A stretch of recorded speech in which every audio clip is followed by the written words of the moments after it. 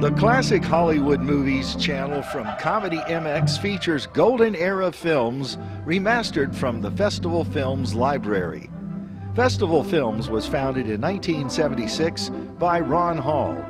Check out his public domain collection at festfilms.com, fesfilms.com. But while you are here, binge the night away from horror to comedy, from film noir to musicals, and from war to westerns.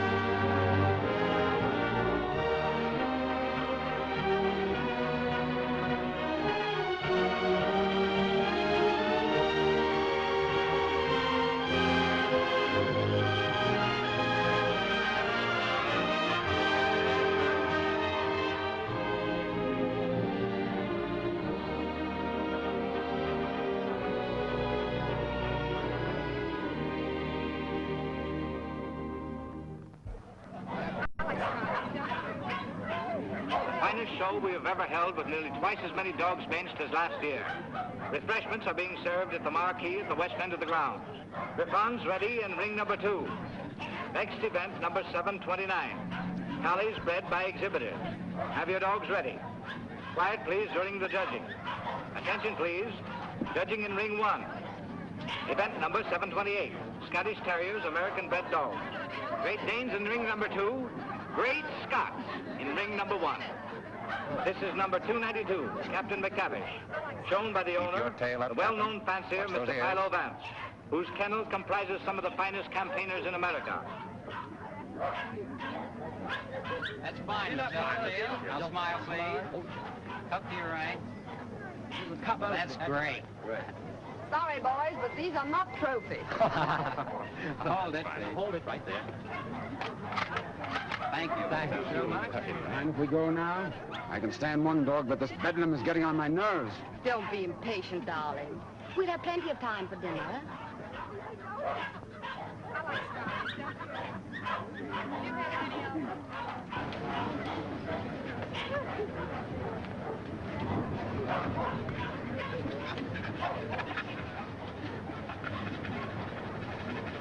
Hold the dog.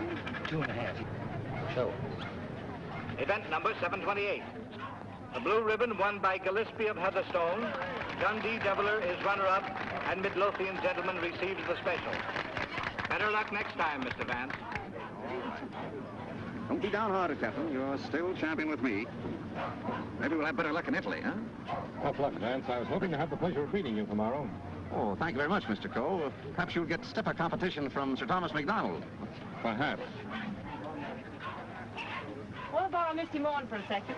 But, Miss May, you know, Mr. Hart, you don't want Eamon to bully his dog. Come along and protect him if you like.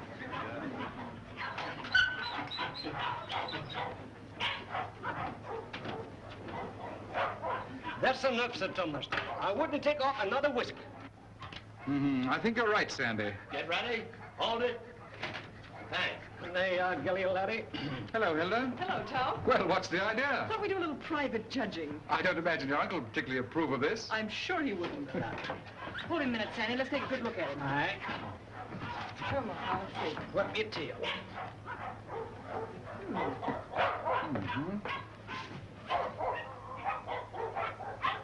Well, what do you think? I think it's a pretty close thing. But I'm not worried. Eh, Sandy? I think you bet his sleep, sir. Here we are, sir. What the devil do you think you're doing, Hilda? Well, How do you do? How do you do, sir? I just wanted to prove that you're going to lose money to Tom when these two get into the ring tomorrow. And have you proved it to your satisfaction?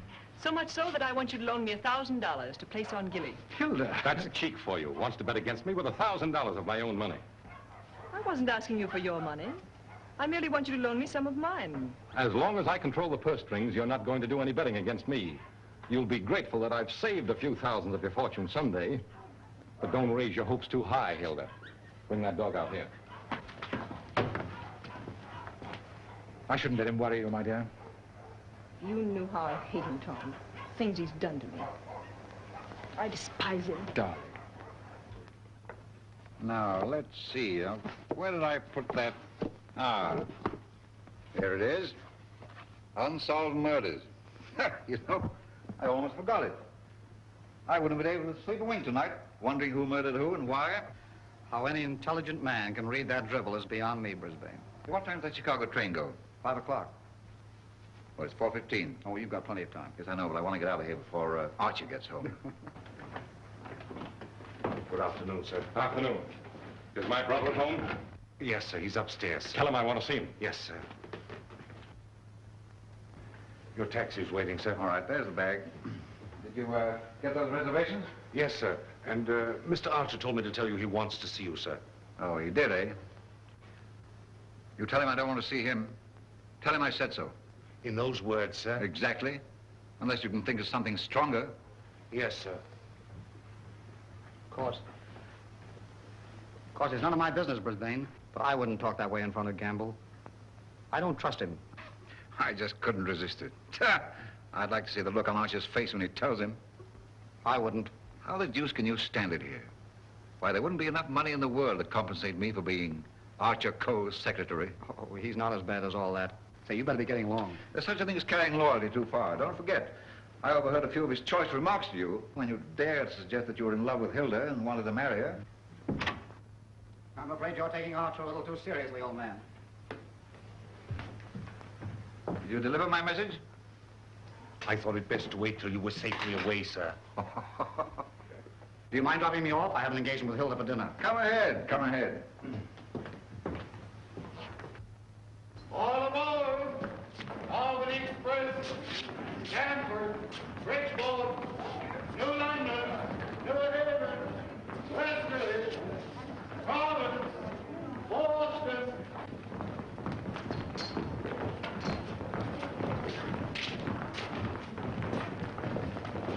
Here is Sir Thomas MacDonald New. What's the matter, Sandy? Something terrible's happened, sir. Gilly's gone. What? And I cannot find him.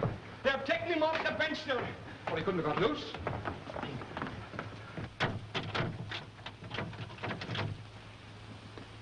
He didn't break that lock himself, either. I haven't been away from that dog for 10 minutes all day, sir. I just went into the restaurant to get a wee sandwich, and when I come back, he was gone. Sir Thomas? Yes? I think we found him, sir. Where? Out in the alley, sir.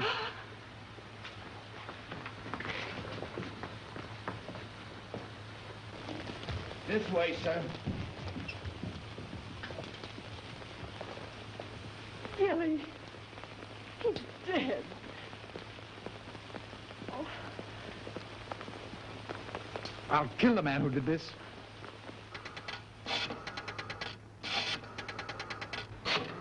Listen, Tom, you mustn't do anything until you're sure, please. I've got my own ideas. Oh, I know Uncle Archer's mean and cruel, but I can't believe he'd do a thing like this.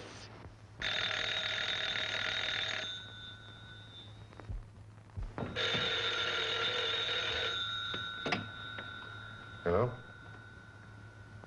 I'm sorry, but Mr. Archer Coe isn't here. Your dog dead? Well, I'm terribly sorry. I'll try to locate him at once.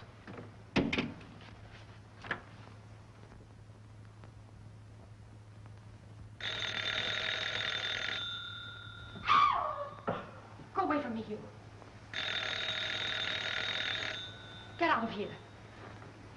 Get out. I suspected it when I saw you together this afternoon. You're nothing but a two-timing... Get out of my apartment. Get out. From now on, it is your apartment. All yours. I'm getting out for good.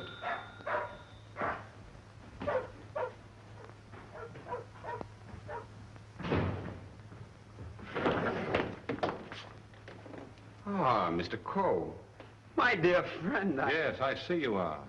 Pardon? Yeah. Oh, I am, how do you say it? Tanto allegro. I came to see you. I have received a cable from Milan authorizing me to complete the deal for your Chinese collection and confirming the price of $117,000. Means decorations and all that sort of thing from a very grateful government, I suppose. Oh, un momento. But it's no good now, of course. I've changed my mind. Oh, but you have promised me. You can't go back on your word. What would I tell my people? What would I say? Pity you didn't think of this before. You might have been a little more discreet, eh, Grassy? But you have signed a contract with me. Too bad for you. It's still at my home, in my safe. Oh, but you will. Most certainly destroy it. Tonight. I'll tell you what I'll do. I'll give you Miss Delafield. For nothing.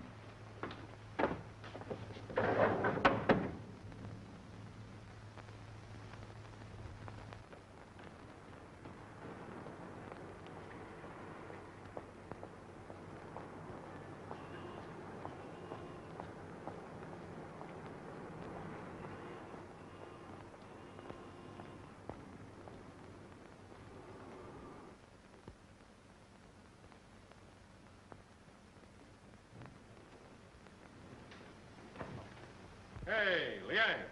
At it again, eh? I was led to believe that a cook's place is in the kitchen. The next time I shall... I have been expecting my dismissal, Mr. Cole. We have served our purpose, these priceless treasures and I. I overheard Mr. Reed saying you were preparing to sell this whole collection. You've been listening at the keyhole, have you? You cannot sell them, Mr. Cole. Do you think I would have dishonored my ancestors, perjured my soul, cheated my own countrymen to acquire these for you?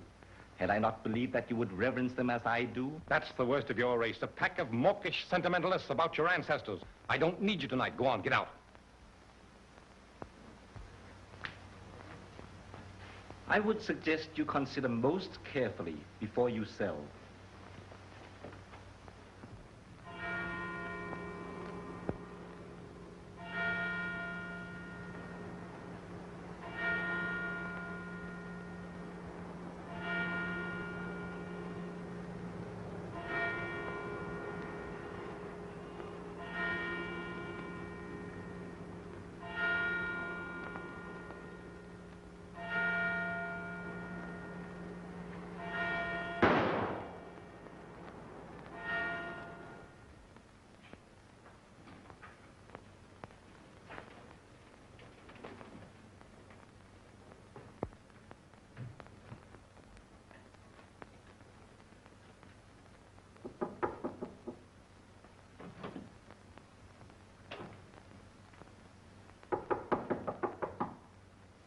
Cole. Mr. Cole.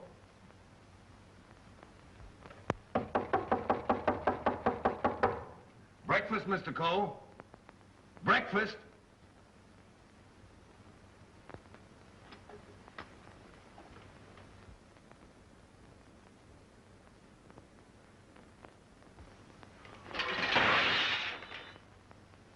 Mr. Reed! Mr. Reed! Mr. Reed!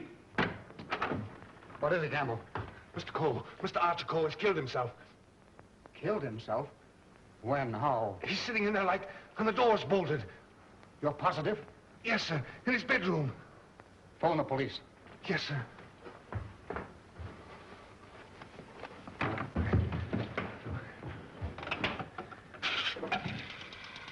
Hello? Give me police headquarters, quick. Homicide, Sergeant Miller speaking. Wait a minute, I don't get you. Take it easy. All right, let me get it. Suicide. Suicide? Wait a minute, you're not going to run out on this hand. Yep. Who? Archer Cole, 98 East 71st Street. Okay, I got you. Is that it, Sergeant? Yeah. Well, goodbye, Ernest. Sergeant, heed to you, Cub. Kick in with that 6 bits. Oh, relax, will you? Okay, sir. This is your case, Sergeant. You better get the boys out.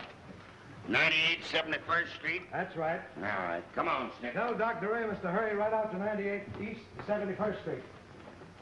Did you say east, Sergeant? East, yes. I got it. Daily Mail? Give me a city desk. Calling car 18, car 18. Oh, times? Charlie Adler. 98 East 71st Street. Last night, Archer Cole committed suicide. Proceed immediately and call your station for instruction.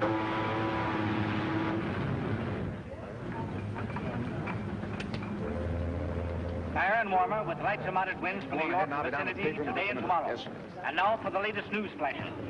Archer Cole, the well-known sportsman and collector, committed suicide last night at his home, 98 East 71st Street.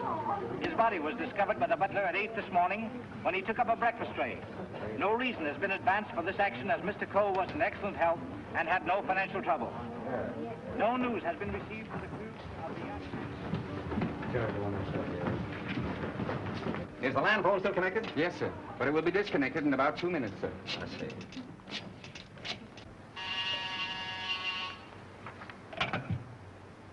Hello? Hello, Markham. Hello, Vance. I thought you were on your way to Italy. I am. Well, I say, Markham, I just heard about Archer Cole. Yes. Too bad he had to bump himself off like that. That's why I called you. Are you sure that he did bump himself off? Well, his butler tells us he's sitting in a locked room with a revolver in his hand and a bullet in his head. I don't know what else you'd call him. I don't want to butt into your affairs, but aren't you a bit hasty in jumping to that conclusion? Hasty? Why? Well, if you knew Archer Cole, you would know that suicide is almost a psychological impossibility for him. Psychological bosh. 2 and 2 make 4, don't they? But how do you know you have 2 and 2? Just let me point out to you. Oh, point out the Statue of Liberty. Say, Vance. Hello? Hello? The land phone has been disconnected, sir. Oh.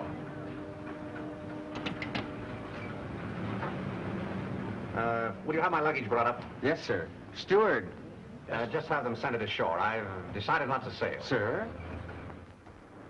Vance, you've been right about a lot of cases in the past, but I can't help smiling at you getting off that boat and giving up a swell trip all because of a hunch. As a matter of fact, Markham, it was more than a hunch. Huh?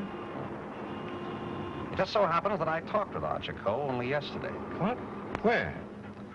The Long Island Kennel Club. You know, I can't conceive of a man on the verge of suicide being very deeply concerned over winning a championship at a dog show, can you? No. What do you mean? Simply this.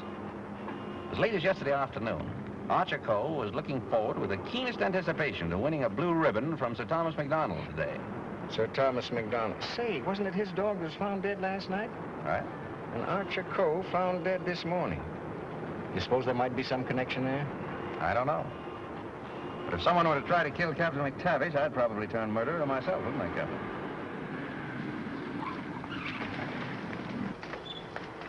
Hello, Mr. Markham. I got your message to hold everything up. What's the idea? Hello, Mr. Van. Good morning, Sergeant. Well, it's been a long time. Several years. I might have known it would be you, the world's champion troubleshooter. Come on, boys. Oh, come inside. Well, Chief, this is another just open and shut case. Mr. Reed, the secretary. This is Gamble, the butler. Yes, sir. Mr. Markham, the district attorney. How do you do, sir? And, Mr. Vance. How do you do? How do you do? Everything just as it was? Well, they said they haven't touched anything. We thought it best to leave everything intact, sir. Good. Where's the room? Upstairs. This way, please.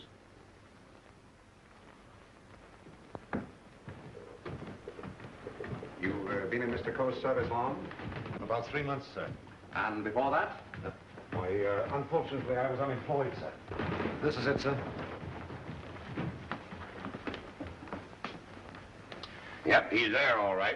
Just like I told the police on the phone. I tried the door, found it locked, looked through the keyhole, and there he was, dead.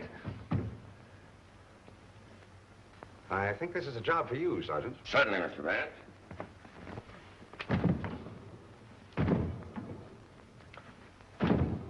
Well, Hennessy, what are you standing there for? Your health? This takes beef. All right.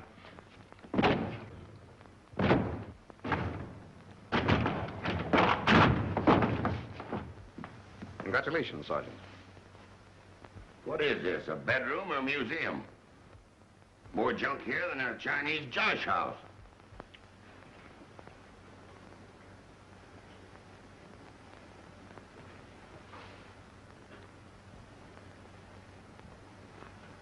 I trust I did the right thing, sir, by not breaking down the door. I realized I could be of no help to him. Oh, he's been quite dead for hours. Bumped himself off, that's plain enough. Certainly looks that way, Vance. I'm afraid your trip was spoiled for nothing. I think not, Markham. This may prove far more interesting than a trip to Europe.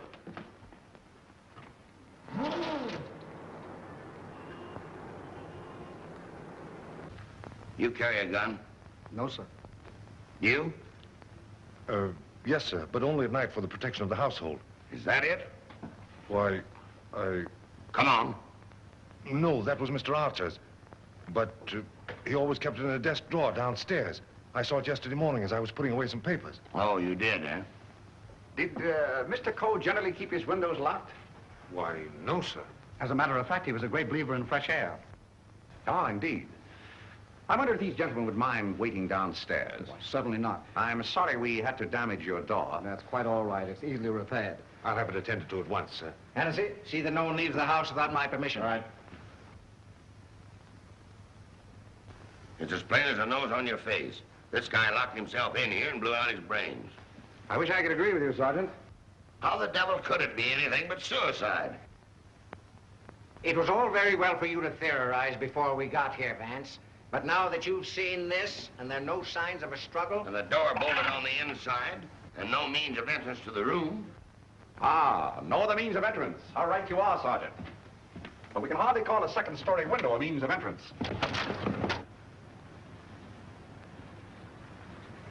And nothing here that even a human fly could crawl up. So why should Archer Cole lock his windows? Particularly if he was a fresh air enthusiast. I'm afraid your reasoning is not altogether convincing. Well, perhaps so, but doesn't it strike you as rather odd that a man should suddenly decide to commit suicide while changing from his street clothes to pajamas? Well, why not? A man debating suicide might get partially undressed and walk up and down for hours trying to make up his mind. Yes, he might walk up and down for hours, but not with one shoe half off. No, Markham. Something stopped him as he was removing that shoe. This was supposed to suggest suicide, but someone miscalculated. But you can't get away from that bolted door. I wish I could. The way you figure it out, the man was murdered. As soon as the killer is gone, he gets up, goes and bolts the door, plants himself in a comfortable chair with a loaded gun in his hand to suggest suicide. That's a swell theory.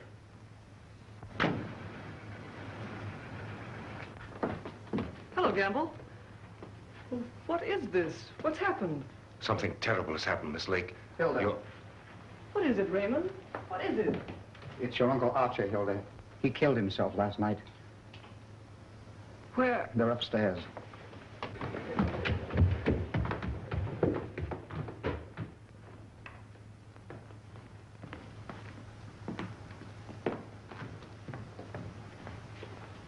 Hey, don't touch that body, miss. Oh, Mr. Vance. Well, how do you do, Miss Lake? This is Mr. Markham, the district attorney. How do you do?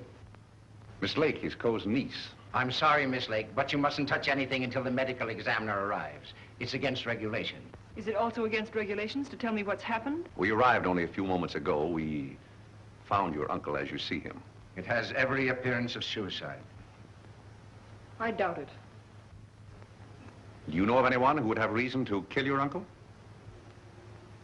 Yes, I had for one.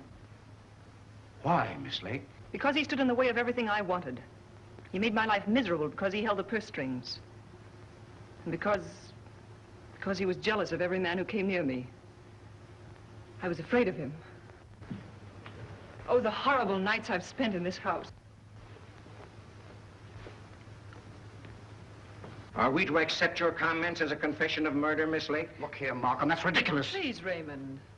I think I can handle this situation myself. When we found your uncle, Miss Lake, the door was bolted from the inside. Bolted inside? Oh. Maybe he did shoot himself. Can't you make up your mind? Do you know of anyone else who felt as you do about your uncle? Practically everyone he came in contact with. He was ruthless. He wanted his own way in everything. I imagine there are plenty of Chinese who will be glad to know that his collecting days are over. Ask our cook. I shall. Can you think of anyone else? Well, Uncle Brisbane shared my feelings toward him, I'm sure. Where is this Brisbane guy? Maybe he decided to do something about it. That's impossible. He's on his way to Chicago. He left on the 5 o'clock train yesterday afternoon. He'd be just about getting there by now. Well, you'd probably like to wire him, wouldn't you? Why, yes, of course. Is that all? For the present, yes.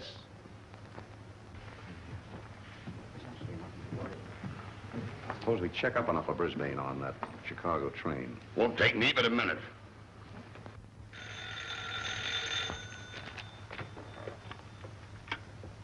Hello? Come on, Simpkin. Get your feet off the boss's desk and jump down to Grand Central.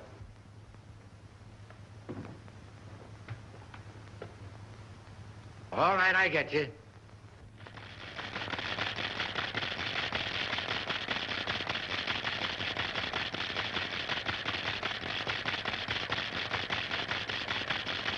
Yes, Mr. Heath.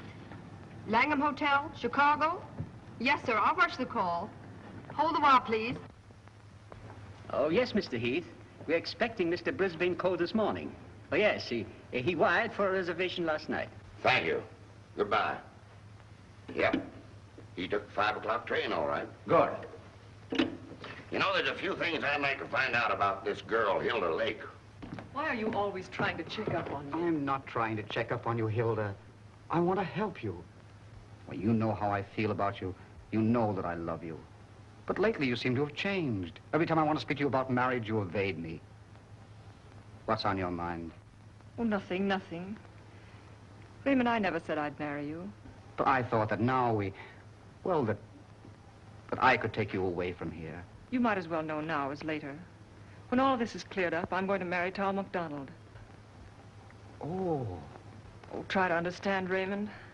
I'm sorry. Oh, don't tell me. Come on, don't try to kid us. Quiet. Oh, suicide, my eye, with the DA himself and Vance on the It's job? suicide, and that's that. Oh, come on, have a cigar. It's still suicide. Hey, wait a minute. Are you a reporter? No, I'm Sir Thomas McDonald. I'd like to talk to the officer in charge here. Oh, come on inside. Tom!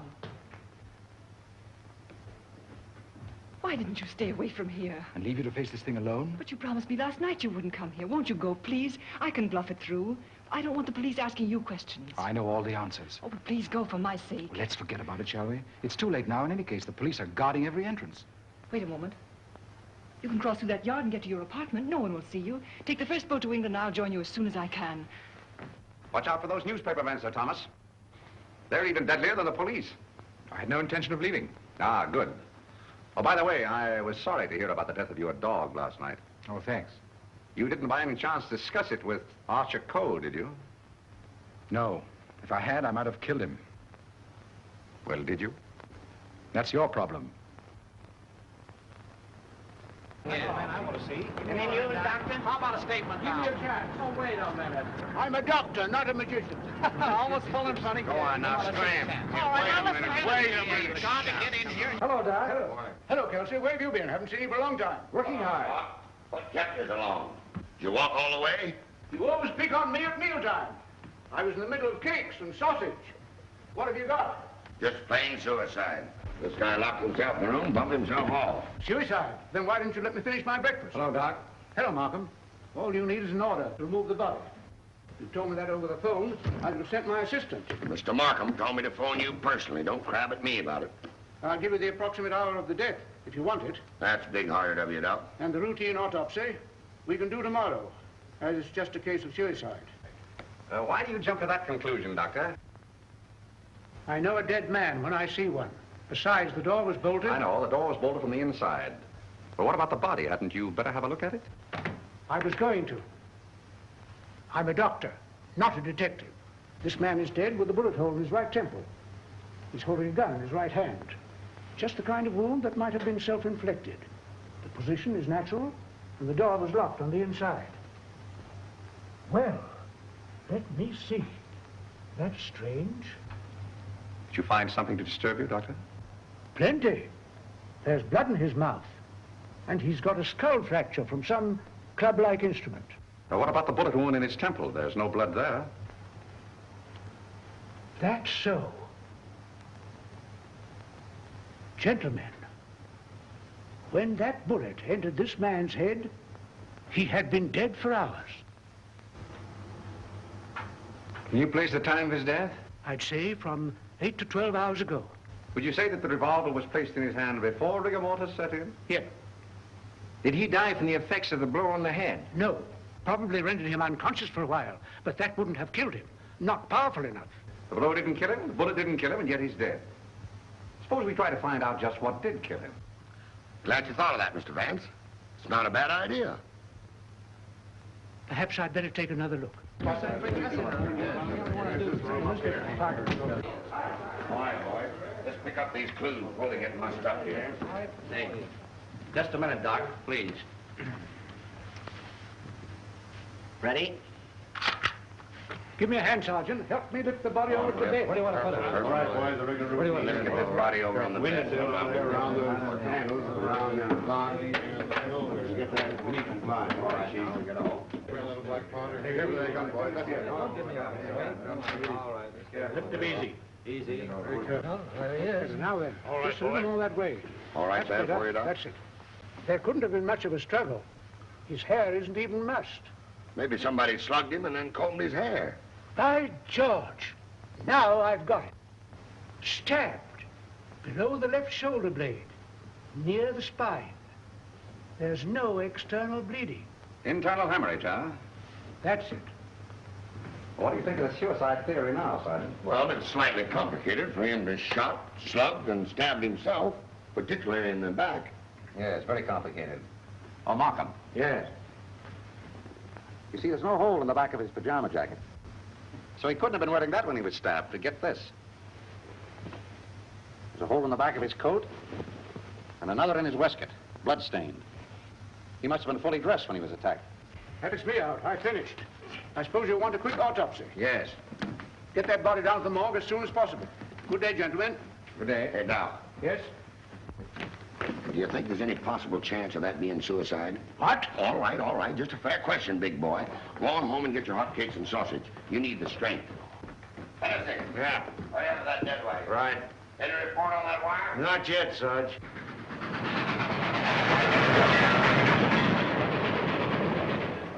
Send a wire to this guy Markham, 98 East 71st Street, New York City, and tell him, Brisbane Co. not aboard this train. Wallace, conductor, train number 7. Sit down.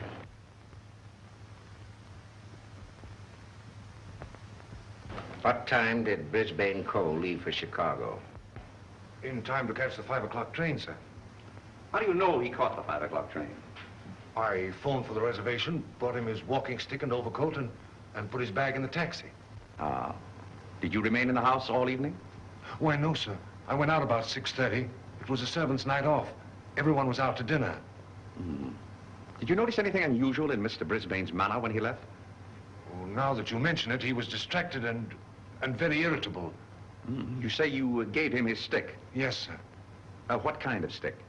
His favorite, an ivory-handled one. He never went anywhere without it, sir.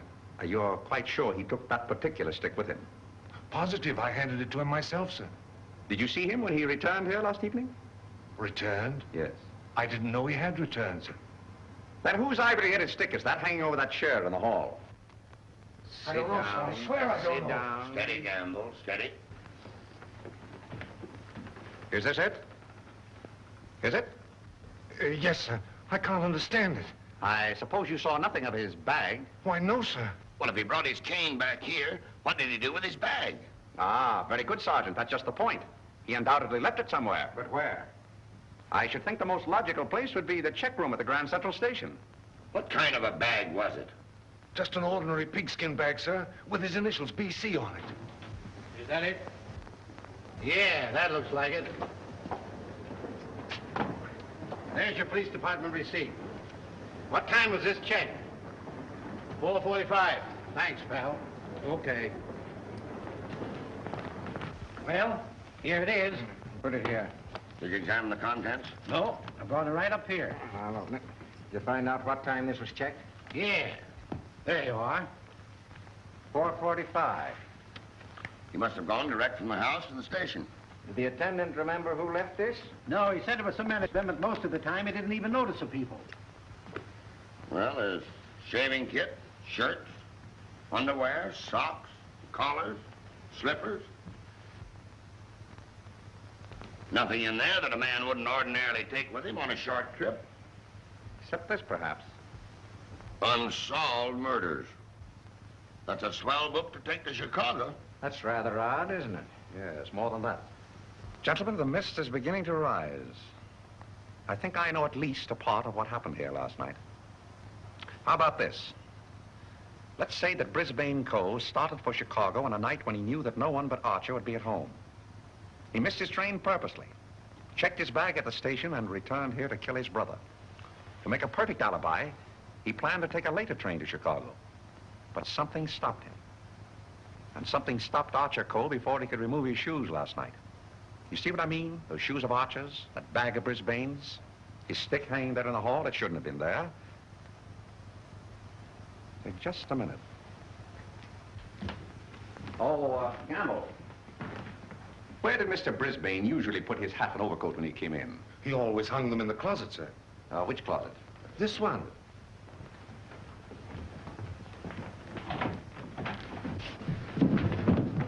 Oh!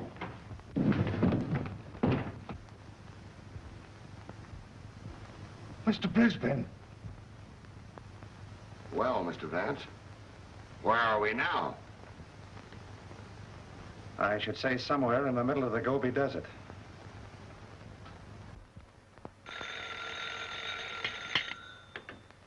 Hello. What? Again? I'm right in the middle of my lunch. First you interfere with my breakfast, then you ruin my lunch. Don't you boys ever eat? No, I'm on a diet. Oh, all right.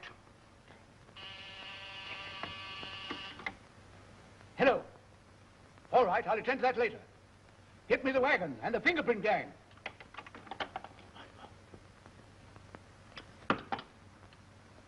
Just a minute, fellas. One side, please. Just a moment, please. Ready? That's all. All right, go ahead. Here. He's been dead for hours. And me thinking all the time he was playing possum. Well, there are too many people in the world anyway. Mr. Vance, this is just ordinary junk. I'm afraid so. And I'd rather hope for something important. Which one of the two victims died first, Doctor? Archer Cole, I think. This one a little later. And the weapon? The same, sharp and narrow. Second, tag and list these. I think I better fingerprint everything inside and outside here. Right, Captain. Hennessy. Yes. Look for a sharp, narrow weapon. Right. Found something? Why, it looks like fishing tackle. It's tackle, all right, but not fishing. Markham, we're dealing with a shrewd brain. The technique of this crime was very cleverly worked out. But something went wrong. Sergeant, here's your order for the removal of the body. Thanks, Doc. So long. I want food. Well, nobody's stopping you. And if you've got any more corpses, bring them out now, will you? I can't be running up and down here all day. What do you mean running up and down all day with that swell car the city gave you? Oh. Nothing upsets the doctor.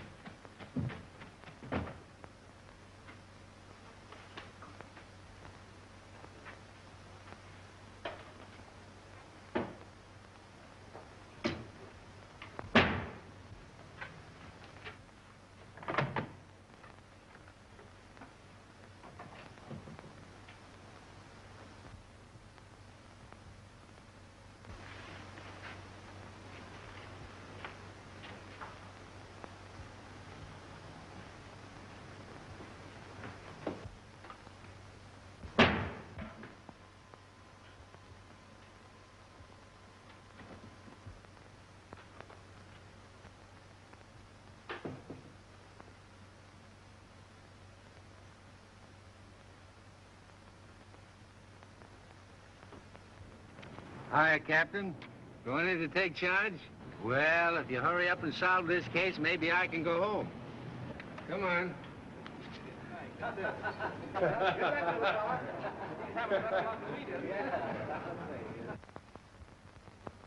can handle everything if I don't get too much interference. Oh, Markham. Yeah? You're just in time for a demonstration. I think I can show you how Brisbane Cole used this fishing tackle. He started for Chicago and merely to provide an alibi.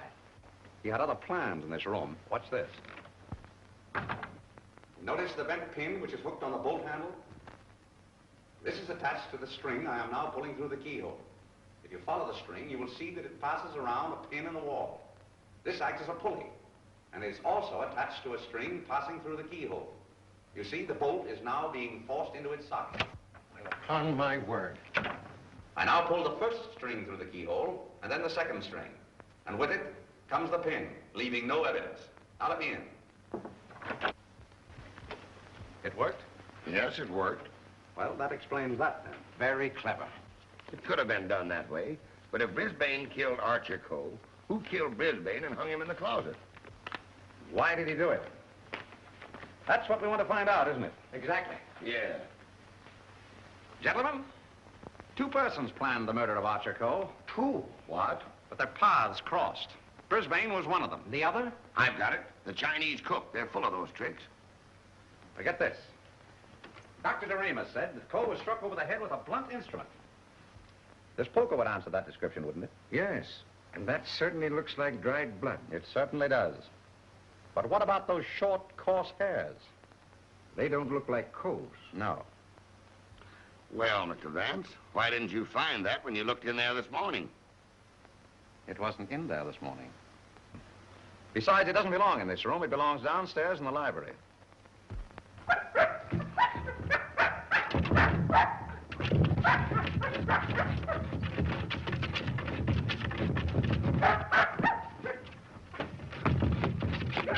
That you, Captain? What's the matter with you? What is it, Captain? What is it, Captain? You're all down there?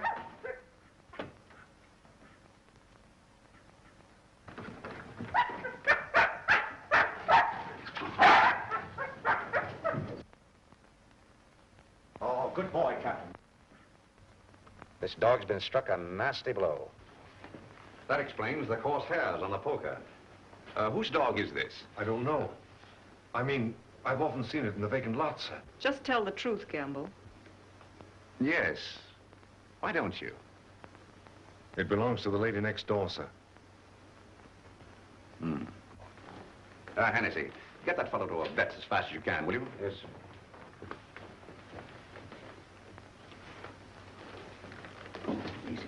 Easy.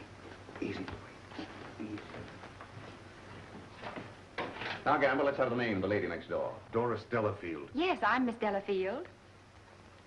Won't you sit down, gentlemen? Thank you. I'm sorry I didn't win you a trophy at the dog show. You're quite a fancier, aren't you? Yes, somewhat. I'm interested in one of your dogs, the Doberman. You mean Figaro? I wonder if I could have a look at him. I'm terribly sorry. You know, he slipped his leash last night and ran away. I've notified the police. My maid's been scouring the neighborhood trying to find him. Well, did she inquire at Mr. Coe's house next door? Well, I don't know. You and Mr. Coe have been good friends, haven't you? I know him. Why? Your dog was found in his house this morning, badly wounded. What? Have you any idea how he got there? No. Do you suppose he would follow someone into the house? Well, I hardly think...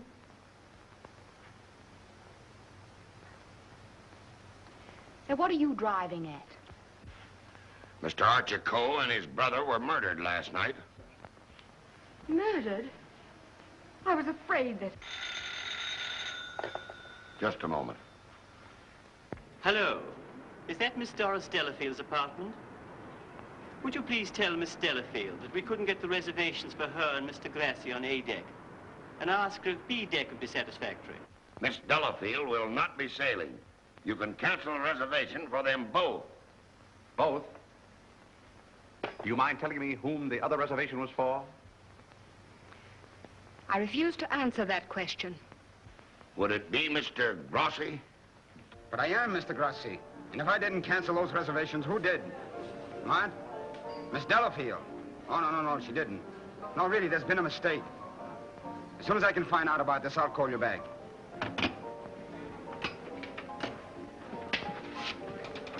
I don't think you'll find Miss Delafield at home just now. And as for the cancellation of your steamship reservations, we regret very much that it was necessary. Who are you? This is Mr. Markham, the district attorney. Oh, I'm honored, but I'm afraid I don't quite understand. It's about this. As a matter of fact, Mr. Coe didn't commit suicide. He was murdered. Murdered? Would you mind coming along with us? Just a little matter of comparing fingerprints. No, not in the least.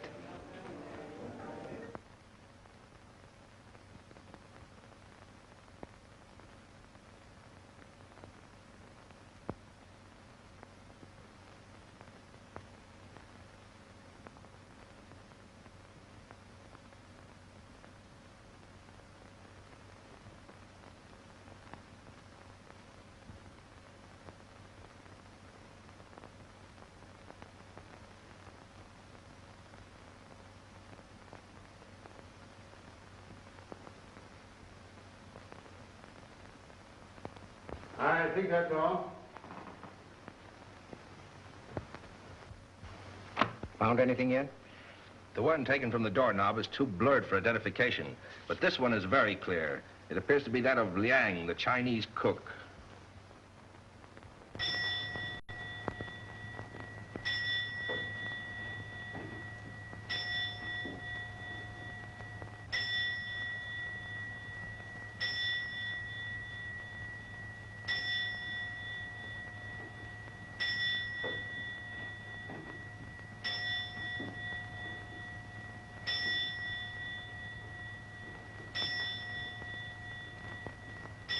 Any luck? No, not yet. Well, it must be here somewhere. I'm positive that the dagger that killed the Coles belongs in that sheath. Tired, Markham? No, no.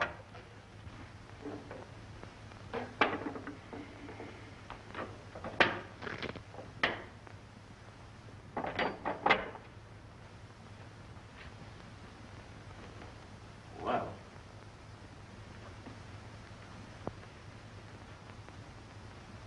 That's strange. What is it? The Ting Ya vase is missing.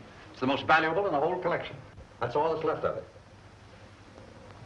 If I'm not mistaken, that's blood. Blood? Markham, I'm coming more and more to the belief that Archer Coe was killed in this room. That poker, this dagger sheath, now these fragments, all here. But, Vance, do you mean to tell me that the dead man walked upstairs? I'm not trying to tell you anything but the facts. It's the most remarkable case in my experience.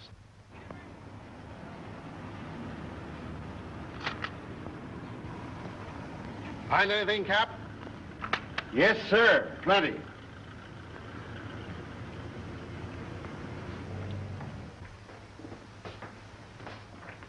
Oh, Mr. Reed. Oh, yes, Mr. Vance. Would you step in for a moment, please? Certainly. Smoke? No, thanks. Did you notice that the Ting Ya was missing? Missing? Why, it was here yesterday evening. At what time? At about 6:30 or 7 o'clock. I came back to talk to Mr. Cole. About what? Well, as a matter of fact, I wanted to quit my job as his secretary. Oh, you'd been having some difficulties with him? It was rather a personal matter. I wanted his permission to marry Miss Lake. What did he say to that? He ordered me out. You went? Yes. Where? I went to find Miss Lake. I thought she was at the Kennel Club, but I had a puncture on the way, so it was rather late when I got there. She'd already left with Sir Thomas MacDonald. Then I came home and went directly to bed. Did you hear anything or see anything when you came into the house? No. But after I'd been in bed for a while, I heard some noises downstairs. I opened the door and looked down, but it was only Liang, the Chinese cook, coming in. Was he customarily noisy in entering the house? Oh, as a matter of fact, it's the first time I ever heard him come in. Indeed. Well, I think that's all, Mr. Reed. Thank you. Thank you. If there's anything I can do to help, let me know. Quite right. Good night. Good night. I think I'd check up on that Kennel Club alibi. I will. You might have those fragments checked for fingerprints, if you will. Yes. Meanwhile, I'll do a little exploring in the kitchen.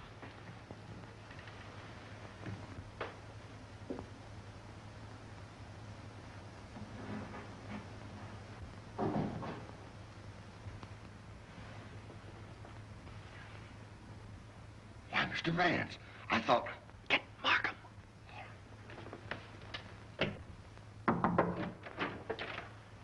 Mr. Liang, I believe. You're the cook. Me cook.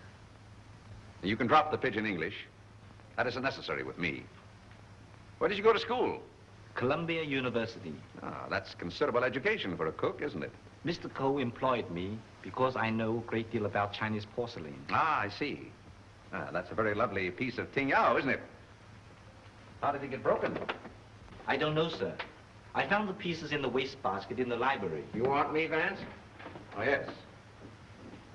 See that, Markham? More blood spots on the inside. Apparently, the murderer dropped the dagger in here to hide it, but he dropped it too hard and the vase broke. When did you find these pieces? This morning. This morning?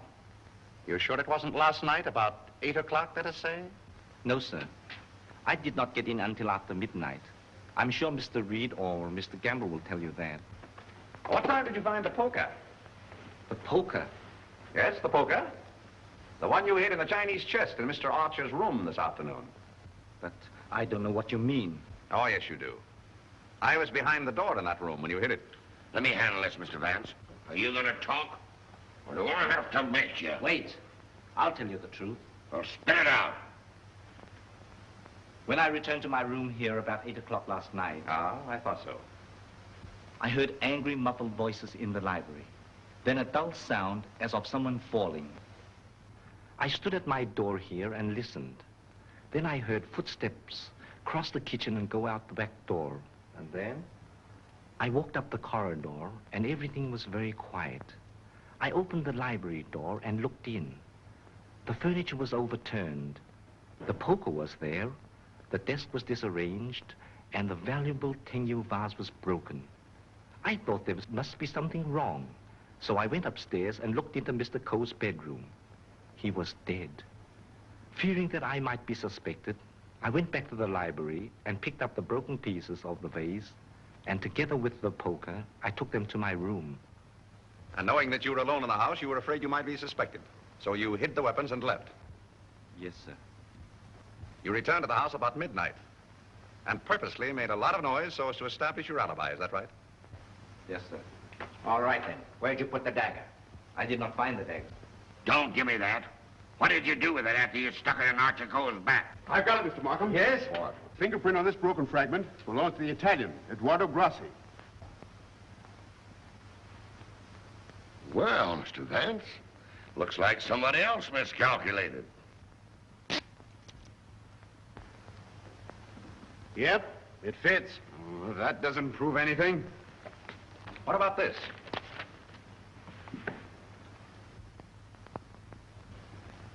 Where did you get it? It was in Archer Coe's pocket. What were you doing outside the drawing room window last night? Why, I wanted to be sure that he was alone. Why? For weeks we had been negotiating for the sale of his collection to the museum at Milan. It meant everything to me. He kept raising the price, but on Monday we came to an understanding. And I cabled the museum that I had succeeded. And last night he turned me down because he saw me with Miss Delafield. Let me explain. Archer was extremely jealous of me. Well, you can't blame him for that. You went there to threaten him, didn't you? Which I had every right to do. I told him I would use any means to make him fulfill his contract. He laughed at me, said that he would smash every piece in his collection before he'd let me have it. So you picked up the poker and did a little smashing on your own account, eh? I did not. Let me have the fragment, will you? Thank you. You know how that was broken? Ting Yao vase? With blood stains on the inside and your fingerprint on the outside. I don't know. Sergeant, I think you better book him. Right. Thank you. Come on. Let's get out of that monkey suit. Let's get going. Come on. Don't worry, I'm not running away. You telling me?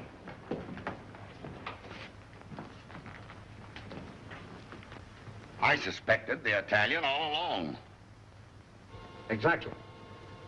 But why should Grassi also stab Brisbane? And what about the Doberman? You see, Markham, we have nearly all the pieces of the puzzle, but none of them seems to fit. Here we are. This isn't it. This is the basement. I know. Come on. I just want to see where this goes.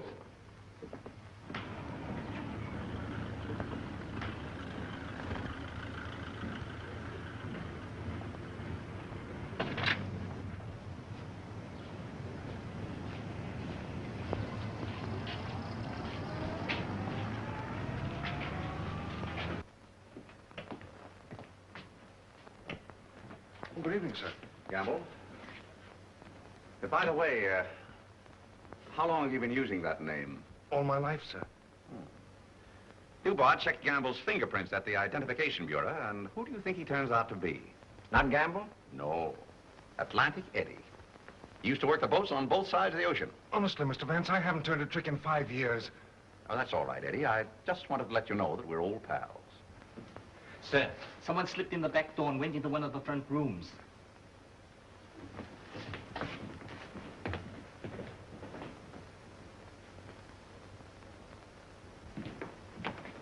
Well, Miss Delafield, Don't be surprised, gentlemen. I'm used to coming in here like this. you seem to know your way around here pretty well. As the district attorney, you're responsible for this case, aren't you? That's right. Well, I'm tired of detectives. I'm tired of being spied on. All you want to know is who killed Archer Coe, isn't it? Naturally. Well, I did. What? Yes. And there isn't a jury on earth will convict me when they hear my story. You don't believe me, do you? You were wondering this afternoon how my dog, Figaro, could get into this house. Well, he was following me. He was defending me when he was struck. Well, where did you kill Mr. Cole? In his bedroom. What kind of lipstick do you use? Lipstick? What's that got to do with it? Is that yours? Yes, that's mine. While I was struggling with Archer, my bag dropped on the floor and everything spilt out. Won't do, Miss Delafield. It's an old trick. It's not a trick. I didn't realize that you were so fond of Mr. Grossi. Mr. Grossi has nothing to do with it. Take me down to the station. I'll say nothing more until I get an attorney. Help! Help! Help! Help!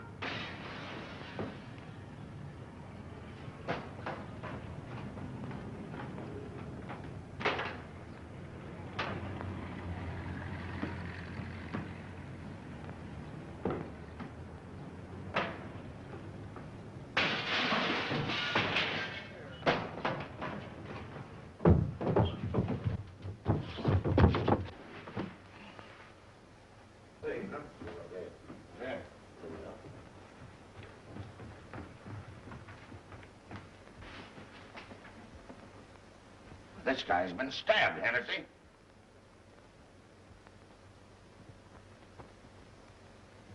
Is this it, Mr. Vance? Yes, that's it. Thank you very much. First you spoil my breakfast. Then you break up my lunch. Now you pull me out of bed in the middle of the night. And this fellow not even dead. Why don't you put that in your report, Doc? Of course, fingerprints would never pick up on that silk handle. But it fits perfectly. Where did you find it, Sergeant? Under the bed. Congratulations. That's all right, Mr. Vance. 3 crimes with the same weapon, Markham. Tom, what is it? What's happened? I don't know, dear. Somebody stabbed me. Is it serious, Doctor? Oh, no. I gave him 3 grains of sodium amytal to quiet his nerves. He'll be all right. I'd like to rent a room here till they finish this case. Poor darling. I wish I hadn't got you mixed up in all this. You shouldn't have come here. Let me see this through alone. Oh, I won't leave you. Can't we get away from here? We leave tomorrow. Together. Well, what do you think about it, Doc? Well, the thrust punctured the median basilic vein and caused a hemorrhage. Could the wound have been self-inflicted, Doctor? I'm the city butcher, not the detective. Don't bother me with any murders after 3 tomorrow. I'm going to the World Series. Hey, Doc, phone me the score between innings, will you? Get these people out of this. What are they waiting for? We just want to ask you a few questions, Sir Thomas. You say that when you were stabbed, you saw nothing, huh? That's right. It was dark. I heard a noise and jumped out of bed. Somebody threw a chair and just missed my head and struck the window. I shouted for help and ran towards the door. Then I felt a sharp pain in my arm as I lost consciousness. Knife by a ghost. That's a hot one. I think he done it himself. How dare you, sir? That's not fair. You know anything about that? Where'd you find it? Under your bed. I never saw it before. Yeah. Like I never saw a pair of handcuffs. You've no right to question him now in this condition. Rather funny.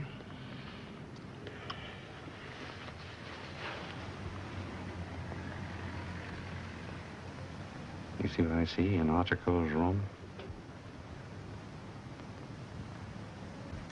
I have a suspicion that whoever killed the Coles came from this house. Probably from this room. Gentlemen, I think I can fit the pieces of this jigsaw puzzle together. Now, here is East 71st Street. This is the Cole house, the yard, and the apartment house next door. Now, let's have a look inside. This is McDonald's apartment. Directly opposite is the window of Archer Cole's bedroom.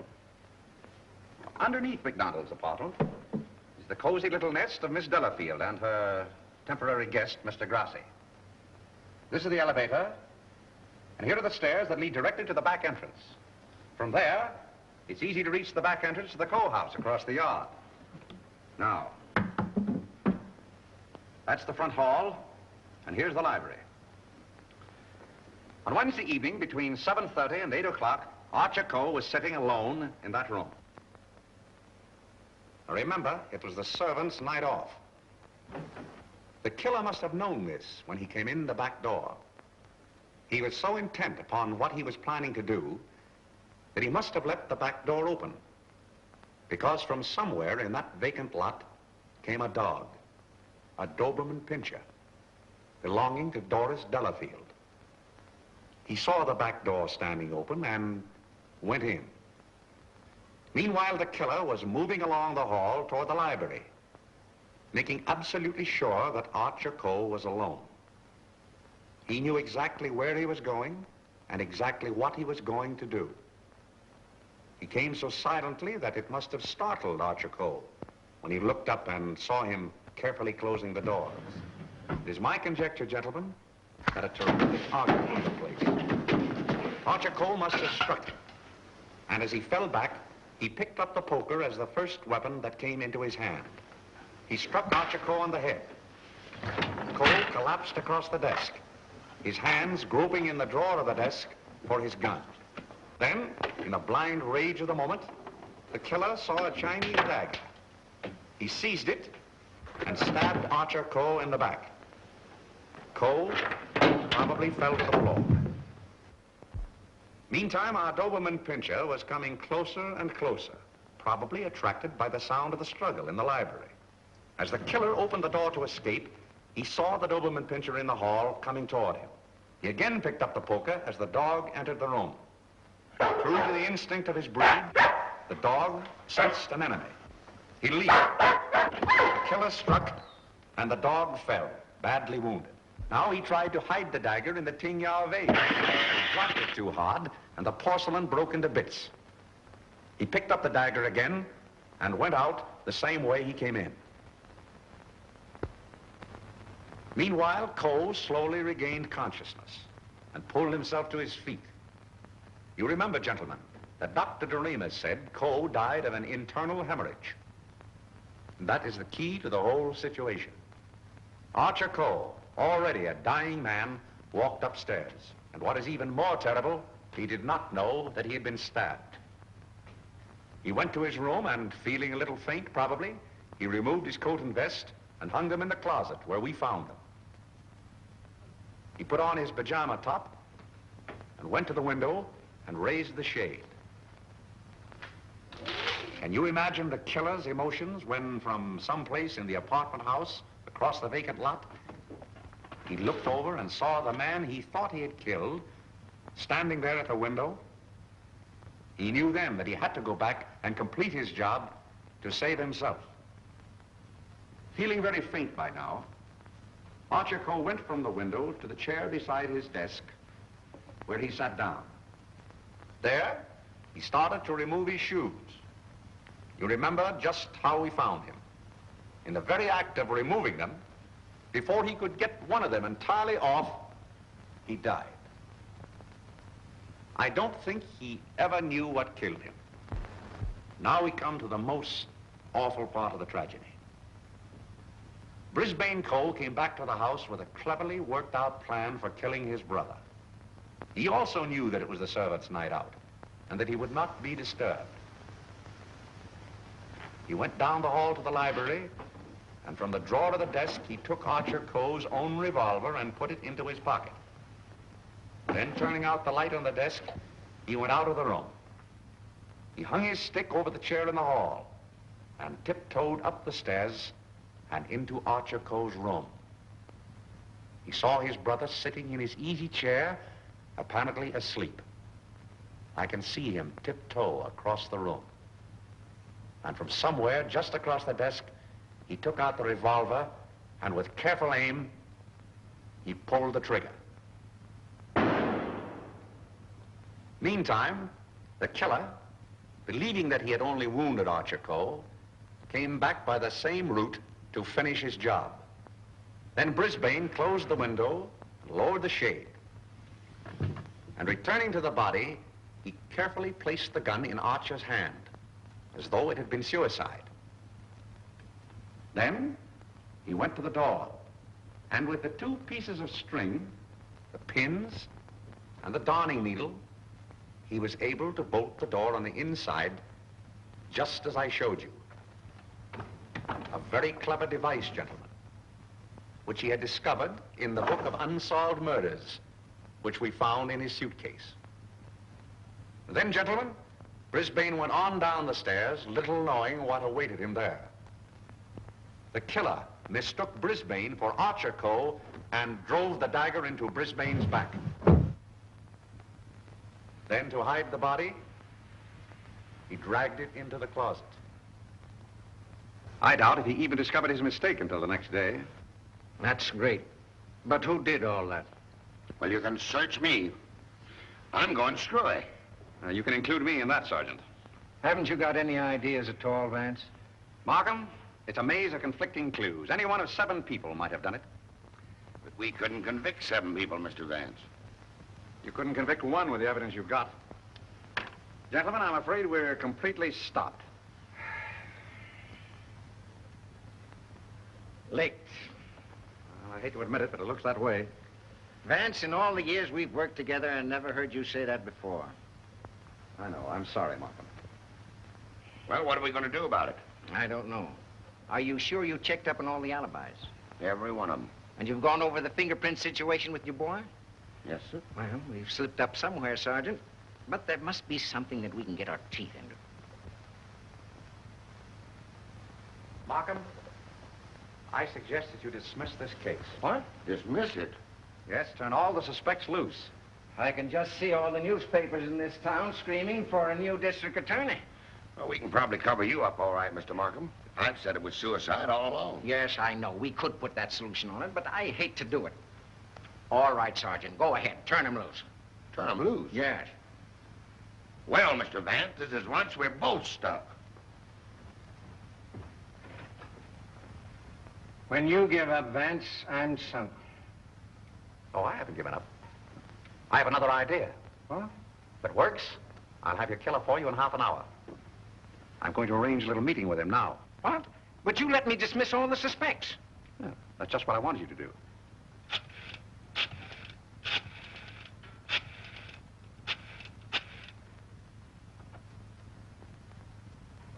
Hello? This is Mr. Vance. I hope I haven't disturbed you. See, I wondered if you'd do me a little favor. Mr. Markham. Yes. Can I see you a minute? That suicide story might work all right for Archer Coe, but I forgot all about Brisbane. Well, never mind about that now. Just release the suspects, as I told you. All right. That's it. Yes? That's right. At 4:30. And just get him into an argument. Oh, I'll have him with me. I'm depending on his instinct. That's right. Thanks. If we can catch him off his guard, I think he'll give himself away. Come on, Markham. We've got to get there before 4:25. Mr. Vance. They're in the library now. Oh, darling, let me help you. All right, dear. Thanks.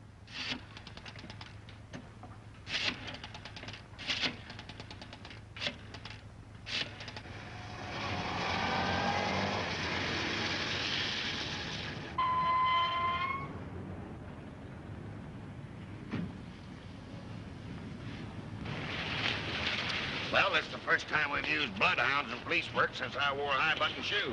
And red flannel underwear? Oh, I always wear red flannel underwear. So do I. I want your bridal suite on the Coronia. Sailing at midnight. That's right. Thank you. Sailing at midnight. Lady MacDonald. Is it the title that dazzles you so much? Or is it the fortune she'll inherit that makes her so attractive, Sir Thomas? Raymond, are you crazy? It isn't the first time a fortune has bought a title. It so happens I'm not in need of a fortune. Possibly you are. Raymond, you've no right to interfere this way. No right? Well, I'll take that right. You think you're both sailing at midnight? Well, it won't work. You're going all right, Sir Thomas, but you're going alone. Really? Yes, and you're going now, or else...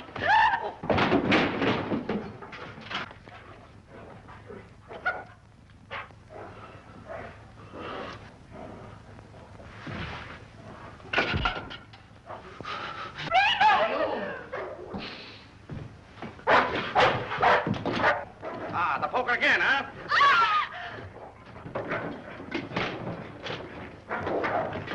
Take him off! Take him off! No!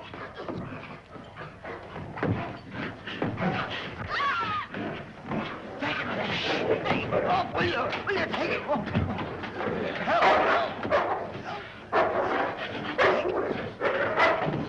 Oh, here, hold him. Why did you kill Archer Cole? Why did you kill him? I didn't mean to kill him. But you did, eh? I tell you, I didn't mean to kill him. He struck me when I told him I wanted to marry Hilda.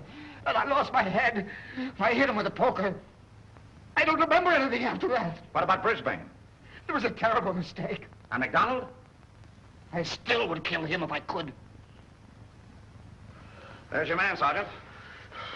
You made a fatal mistake, Reed, when you reached for that poker. Somebody swiped my bracelets. You dropped them in the pantry. Oh. All right, Hennessy. Leave down booking. I want to thank you very much for your cooperation. Not at all. It was Sir Thomas I telephoned from your office, Markham. He very cleverly helped us stage this little scene. We have to thank the dog for the rest. Well, we did it again, Mr. Vance. Congratulations, Sergeant. Thank you. I'll certainly mention you in my story to the papers. Thank you. Oh, that's all right, Mr. Vance.